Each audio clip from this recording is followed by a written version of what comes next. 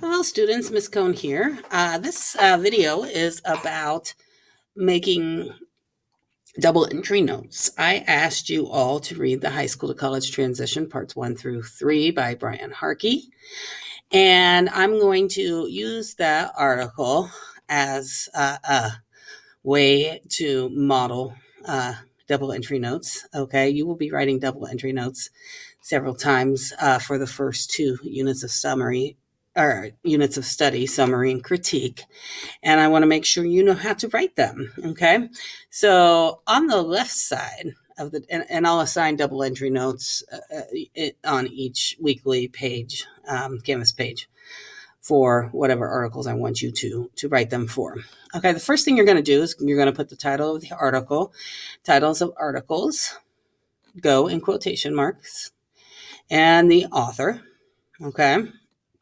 And then on the left side, you are going to write at least 3 main points from the author in your own words. Okay. I think everybody could see that Brian Harkey claims that college freshman students have a difficult time adjusting to college, both academically and socially. He claims the first year college students leave or fail out of college during the first year.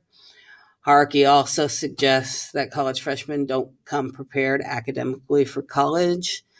He claims college freshmen have unrealistic expectations about their professors.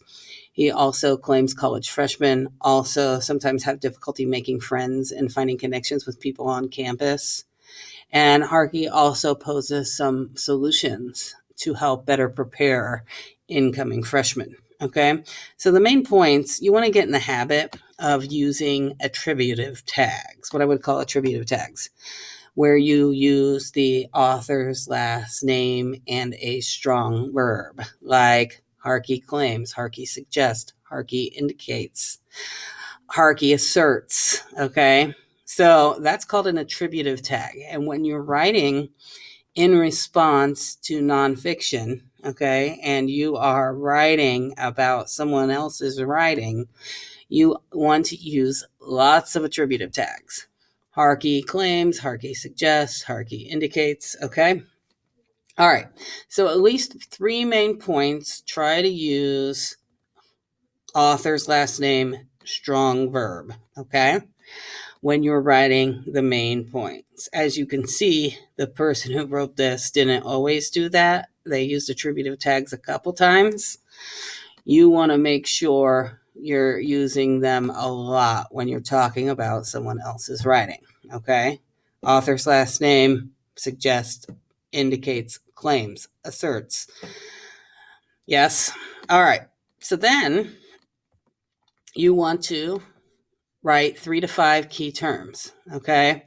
These are words that stand out to you, all right, in the article as important words or phrases. For instance, in the high school to college transition article that you just read, words like transition, independent and dependent learners, academic and social expectations, the freshman myth. He used that phrase a lot. All right. Then for important quotes, you want to do at least 3. All right.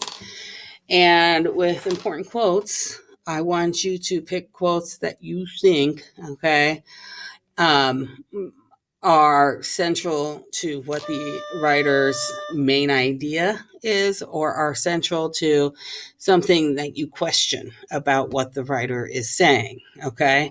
So important quotes here. I've got some examples from the article.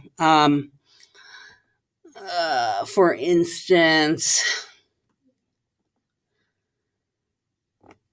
the last one, being overly optimistic and underprepared. Many new college students come to campus without much thought about how to enter college culture and society successfully. Again, that helps capture the main idea that college freshmen aren't prepared, and so on. Okay, so again, important quotes. And then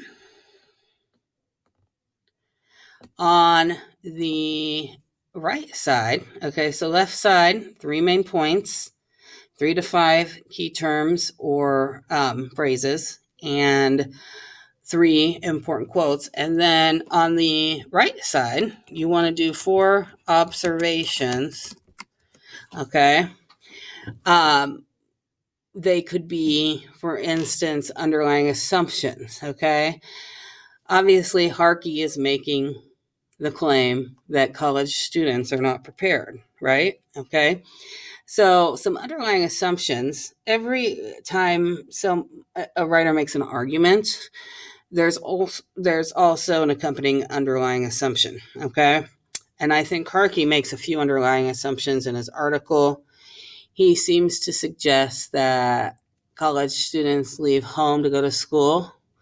And his article seems based more on the traditional college student, whereas, certainly there are non-traditional college students, there's commuter students, and so on and so forth. So for me, I feel like that's an underlying assumption that he makes. Secondly, I feel like the writer assumes that professors aren't concerned about the well-being of their students and how well they're doing. And that certainly varies based on size of school. For instance, you're going to find a lot more professors probably interested in your well-being at a small college like Franklin College versus a big one like IU Bloomington that I went to. I think that when Harkey says that students should schedule the same time to study every day, he doesn't consider the actual reality of that. For instance, students have jobs and some of them are helping put themselves through school. So, certainly that would depend on someone's work schedule, which could vary from day to day. The author also suggests that most high school students have a deep sense of connection and community to their high schools. When he says that students assume in college it'll be the same way, and I can tell you that a lot of students, even here at Southport High School, don't feel a deep sense of connection to their high school, and so on. Okay, so there are some underlying assumptions. I wrote another one as well. All right, so one kind of observation you could make in the right side notes are underlying assumptions on the part of the author. Okay. You could also make an observation about how the writer builds his argument using certain organizational or other strategies. For instance, Harkey seems to employ sort of a problem cause solution format. He lists solutions and strategies. He uses statistics to help support his claim and strengthen his argument. He uses some emotional appeal to help build his argument, and so on. Another thing you can do on the right side, okay, is note what is missing. Okay. One good thing to do in double entry notes is to note what's missing. Okay.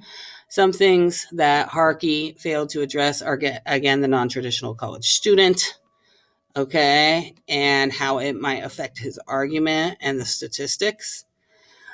He also didn't really account for school size and how that might impact the level a professor invests in his students. He also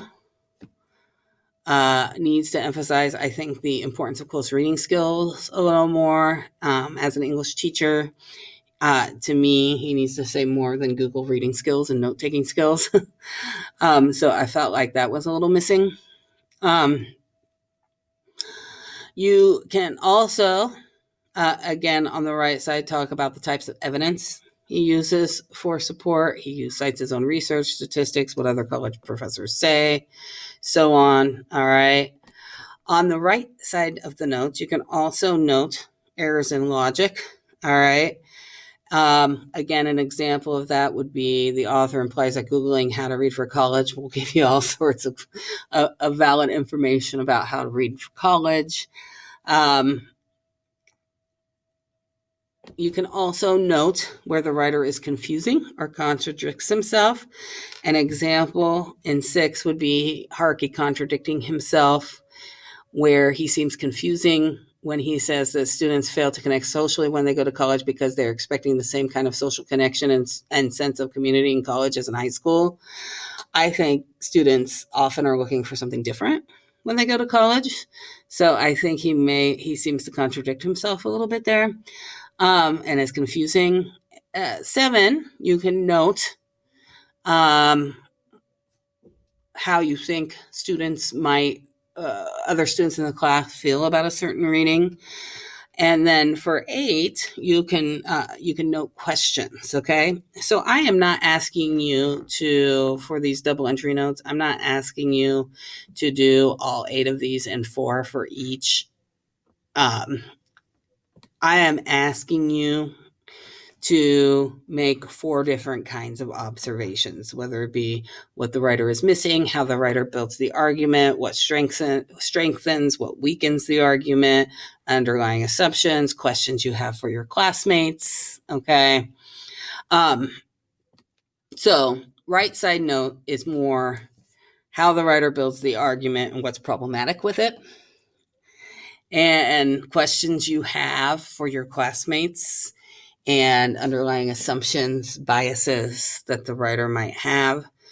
Left side is more main idea, key terms, important quotes. Okay, so that's how you do a double entry notes. If you have questions about it, just let me know. And certainly, Rome wasn't built in a day. So if you don't do them well the first time, we'll cut you some slack. Okay. If you have any questions, shoot me an email, shoot me a Student Square message, and I will get back with you as soon as I can. Thank you.